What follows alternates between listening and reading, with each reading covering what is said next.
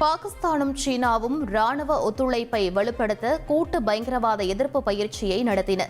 பாகிஸ்தானில் நடந்த இந்த பயிற்சியின் போது 2 நாடுகளைச் சேர்ந்த ராணுவ அதிகாரிகளும் கலந்து கொண்டனர்.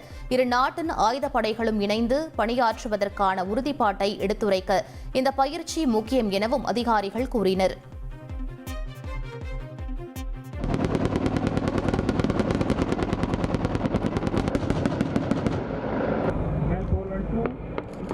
The drops in you cannon fire goes Saturday.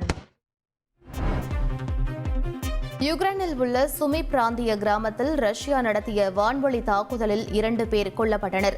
யுக்ரைனில் உள்ள சேவை மையத்தில் இருக்கும் சிசிடிவி காட்சிகளில் இந்த தாக்குதல் பதிவாகியுள்ளது.